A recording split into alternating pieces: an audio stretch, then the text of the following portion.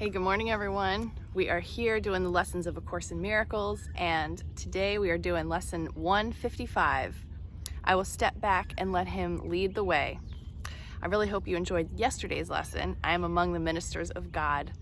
That was a good one to think about and say. I really didn't have a chance, well, I didn't make the time to do a lot of meditating yesterday, but you know, life is happening. I did get a little time in the morning and a little time in the evening and a couple of conversations in between about what it means to me. But yeah, I'm doing the best I can. I'm feeling a little stressed this morning, a little overwhelmed and not super grounded, but yeah, doing the best I can. So I'm glad that you're here. I'm glad we're doing this together. And here we go. I will step back and let him lead the way. There is a way of living in the world that is not here, although it seems to be. You do not change appearance, though you smile more frequently. Your forehead is serene, your eyes are quiet, and the ones who walk the world as you do recognize their own. Yet those who have not yet perceived the way will recognize you also, and believe that you are like them as you were before. Well, this sounds pretty good. The world is an illusion. Those who choose to come to it are seeking for a place where they can be illusions and avoid their own reality. Yet when they find their own reality is even here, then they step back and let it lead the way. What other choice is really theirs to make? To let illusions walk ahead of truth is madness, but to let illusion sink behind the truth and let the truth stand forth as what it is merely sanity. This is the simple choice we make every day. Or we make today. The mad illusion will remain a while in evidence for those to look upon who choose to come and have not yet rejoiced to find that they were mistaken in their choice. They cannot learn directly from the truth because they have denied that it is so. And so they need a teacher who perceives their madness, but who still can look beyond the illusion to the simple truth in them. If truth demanded that they give up the world, it would appear to them as if it asked the sacrifice of something that is real. Many have chosen to renounce the world while still believing its reality, and they have suffered from a sense of loss and have not been released accordingly. Others have chosen nothing but the world, and they have suffered from a sense of loss still deeper, which they did not understand. So this, I think, goes back to the lesson from a few days ago about decision being your own. Which world do you want to live in? So on and so forth. So I'm liking how they all weave together so beautifully. Between these paths, there is another road that leads away from loss of every kind, for sacrifice and deprivation both are quickly left behind. This is the way appointed for you now.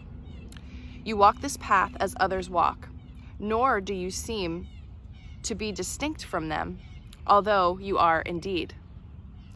Thus can you serve them while you serve yourself, and set their footsteps on the way that God has opened up to you and them through you. So that's that open-hearted, compassionate way that we have to walk. Course in Miracles students, deeply spiritual students of the world, when we are encountering what we think are other human beings out there, right? Illusion still appears to cling to you, that you may reach them. Yet it has stepped back, and it is not illusion that they hear you speak of, nor illusion that you bring their eyes to look on and their minds to grasp. Nor can the truth which walks ahead of you speak to them through illusions, for the road leads past illusions now, while on the way you call to them that they may follow you. All roads will lead to this one in the end. For sacrifice and deprivation are paths that lead nowhere, choices for defeat, and aims that will remain impossible. All this steps back as truth comes forth in you to lead your brothers from the ways of death and set them on the way to happiness. Their suffering is but illusion, yet they need a guide to lead them out of it, for they mistake illusion for the truth. Such is salvation's call and nothing more. It asks that you accept the truth and let it go before you, lighting up the path of ransom for illusion. Is it not, It is not a ransom with a price. There is no cost, but only gain. Illusion can but seem to hold in chains the Holy Son of God. It is but from illusions he is saved. As they step back, he finds himself again. Walk safely now, yet carefully, because the path is new to you. And you may find that you are tempted still to walk ahead of the truth and let illusions be your guide. Your holy brothers have been given you to follow in your footsteps as you walk with certainty of purpose to the truth. It goes before you now, that they may see something with which they can identify, something they understand to lead the way. Yet at the journey's ending, there will be no gap, no distance between truth and you. And all illusions walking in the way you traveled will be gone from you as well, with nothing left to keep the truth apart from God's completion, holy as himself. Man, I'm looking forward to that moment. Step back in faith and let truth lead the way. You know not where you go, but one who knows goes with you. Let him lead you with the rest. When dreams are over, time has closed the door on all things that pass and miracles are purposeless. The Holy Son of God will make no journeys. There will be no wish to be illusion rather than truth. And we step forth toward this as we progress along the way that truth points out to us. This is our final journey, which we make for everyone. We must not lose our way. For as truth goes before us, so it goes before our brothers who will follow us. We walk to God. Pause and reflect on this. Could any way be holier or more deserving of your effort, of your love, and of your full intent? What way could give you more than anything or offer less and still content the Holy Son of God?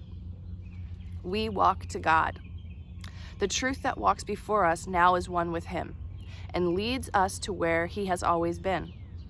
What way but this could be a path that you would choose instead? Your feet are safely set upon the road that leads the world to God.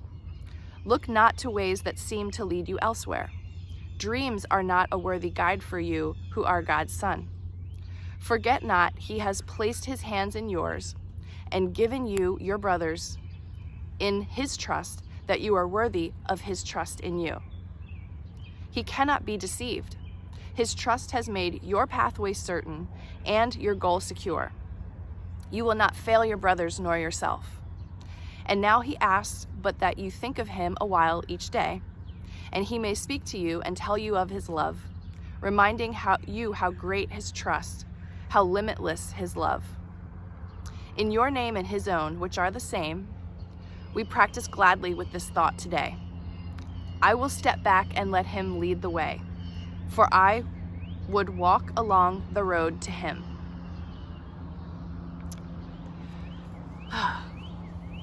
I will step back and let him lead the way, for I would walk along the road to him.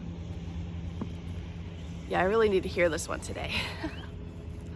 Okay, let's go over to a year of forgiveness and see what Jesus has to say for lesson 155 on this side. I will step back and let him lead the way. You are blessed beings indeed. I am that one you know as Jesus. This is one of the lessons that brings you great peace and joy as you learn to surrender to a will seemingly greater than yours, but in accord with your desire for happiness. Many of you have lived unhappy lives, tortured with divorce, financial issues, health issues, weight problems, and relationship problems. All these things, they are the devil you know. They are the things you have believed in your own way because you have made them happen. They demonstrate your level of consciousness as you made those decisions throughout your life. Most of you who come to A Course in Miracles see there is something incorrect about how you create and miscreate in this world. You see patterns of dysfunction. You see patterns of scarcity or poverty. You see health issues. You think, there's something wrong with what I'm doing here. Yet those are the idols you have worshipped. Whew, tough lessons this morning. Some of you worship the idol of poverty and scarcity and claim to want money. You constantly speak about how poor you are. You constantly speak about how much everybody else has and what everybody else has, and that you don't have anything. The universe hears this and reflects back to you your beliefs in your poverty. So that is an idol that many of you worship, the idol of scarcity. Instead of looking at what you have, the abundance of vital life force in your own body, or the things that work on your body and not the one thing that doesn't work, you worship and strengthen that idol. It will stay as long as you do that. Ouch. When you begin to practice forgiveness and gratitude and look around the world each day to see the beauty, love, and good in your brothers and sisters rather than their annoying habits, you shift your frequency enough that you will see, there is something being healed here. There is something that is changing, and I definitely need to hear that this morning. You will know you did not know how to do it yourself. This course teaches you how to do it. And that is the other higher consciousness leading the way for you, because you have all been taught incorrectly on this planet. Still, you came here. You came into this particular configuration of body, mind, and world to chase your idols. When you stop chasing your idols and start to chase peace, joy, and happiness using all these tools you learned about in this course, you have magnificent, miraculous transformation of all aspects of your life that used to cause you pain. Here, we approach the halfway mark in these lessons. Have we not had fun together doing this? Oh, that's cute. Have we not enjoyed the peaceful communion these lessons have brought you instead of the raucous battles of the world and the dramas of your families? Have these cool and quiet mornings together not been a joy? Well, there is more to come, dear ones. There is more to come. Keep coming to these lessons each day, as this blessed being, Tina, does. She remembers this dear friend. She remembers these beautiful words, and she knows this book has changed her life and, in fact, saved her life. And I would say, same. I am that one you know as Jesus, and we will see you again tomorrow. All right, lesson 155. According to Jesus, we're at the halfway point. Way to go, everyone. All right. I will step back and let him lead the way. I'm going to give this one a try today. Hope you do as well. I'm really enjoying committing to this everyday practice, and it's definitely sinking in so much more this year doing this with all of you. So thank you for being with me, and I'll see you tomorrow.